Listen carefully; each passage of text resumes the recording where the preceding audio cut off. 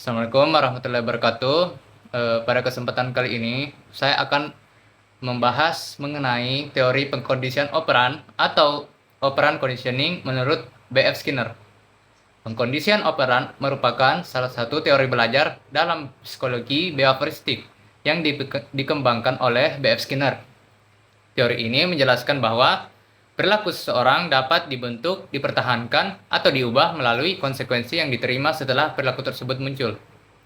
Nah, secara sederhana, teori ini menekankan kalau perilaku yang mendapatkan konsekuensi, terutama konsekuensi menyenangkan, cenderung akan diulang. Sedangkan perilaku yang menghasilkan konsekuensi tidak menyenangkan atau tidak mendapat penguatan akan cenderung berkurang. Nah, menurut Skinner sendiri, belajar terjadi karena adanya hubungan antara perilaku dengan konsekuensi.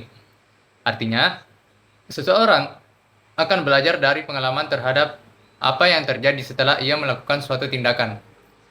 Jika hasil dari tindakan tersebut dianggap menguntungkan, maka perilaku itu kemungkinan besar akan diulang atau dilakukan kembali. Untuk memahami teori ini, Skinner melakukan sebuah eksperimen. Eksperimennya itu menggunakan kotak percobaan disebut Skinner box. Dalam Skinner box tersebut, seekor tikus ditempatkan dalam kotak yang memiliki tuas. Awalnya, tikus bergerak secara acak, kemudian tanpa sengaja menekan tuas dan mendapatkan makanan sebagai hadiah. Setelah beberapa kali percobaan, tikus mulai memahami bahwa menekan tuas akan menghasilkan makanan, sehingga perilaku tersebut terus diulang-ulang. Nah, dari eksperimen ini, Skinner menyimpulkan bahwa perilaku dapat diperkuat melalui penguatan atau reinforcement. Nah, dalam pengkondisian operan terdapat beberapa konsep utama, yaitu reinforcement atau penguatan dan punishment atau hukuman, serta extinction atau penghapusan perilaku. Nah, yang pertama yaitu penguatan atau reinforcement. Nah, penguatan itu adalah segala bentuk konsekuensi yang bertujuan untuk meningkatkan kemungkinan munculnya suatu perilaku. Penguatan terbagi menjadi dua jenis. Yang pertama adalah penguatan positif. Penguatan positif dilakukan dengan memberikan sesuatu yang menyenangkan setelah seseorang menunjukkan perilakunya tersebut. Tujuan daripada penguatan agar perilaku tersebut semakin sering dilakukan. Sebagai contoh, seorang siswa yang rajin mengerjakan tugas diberikan pujian oleh guru atau memperoleh nilai tambahan. Karena adanya penghargaan tersebut, siswa menjadi lebih termotivasi untuk tetap rajin belajar. Yang kedua adalah penguatan negatif. Nah, meskipun terdengar negatif, penguatan ini bukan hukuman. Penguatan negatif dilakukan dengan menghilangkan sesuatu yang tidak menyenangkan agar perilaku tertentu meningkat. Misalnya, seorang siswa dibebaskan dari tugas tambahan karena telah menyelesaikan pekerjaannya tepat waktu. Penghilangan kondisi yang tidak menyenangkan tersebut mendorong siswa untuk mengulang perilaku disiplin. Konsep kedua adalah punishment atau hukuman.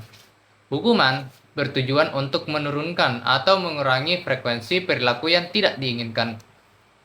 Hukuman juga dibedakan menjadi dua. Yang pertama, hukuman positif, yaitu memberikan konsekuensi yang tidak menyenangkan setelah perilaku tertentu muncul. Kayak misalnya, siswa yang melanggar aturan sekolah mendapat teguran dari guru. Nah, yang kedua, hukuman negatif, yaitu menghilangkan sesuatu yang menyenangkan sebagai akibat dari perilaku yang tidak diharapkan. Contohnya, siswa kehilangan waktu bermain karena tidak mengerjakan tugas. Selanjutnya, terdapat pula konsep yang disebut extinction atau penghapusan perilaku, yaitu proses berkurangnya suatu perilaku karena tidak lagi mendapatkan penguatan. Misalkan, seorang anak yang terbiasa mencari perhatian dengan menangis akan berhenti jika perilaku tersebut tidak lagi mendapatkan respon dari lingkungan sekitarnya. Selain daripada itu, Skinner juga menjelaskan mengenai jadwal penguatan atau schedule of reinforcement, yaitu pola pemberian penguatan terhadap perilaku. Nah, ada dua jenis jadwal penguatan. Yang pertama adalah continuous reinforcement, yaitu penguatan yang diberikan setiap kali perilaku muncul. Cara ini efektif untuk membentuk perilaku yang baru. Kedua adalah partial reinforcement, yaitu penguatan diberikan hanya pada waktu tertentu. Cara ini membuat perilaku lebih bertahan lama karena individu tidak selalu mengetahui kapan hadiah akan diberikan. Nah, dalam dunia pendidikan, teori pengkondisian operan memiliki penerapan yang cukup luas. Guru dapat menggunakan pujian, penghargaan, maupun sistem poin untuk meningkatkan motivasi belajar siswa.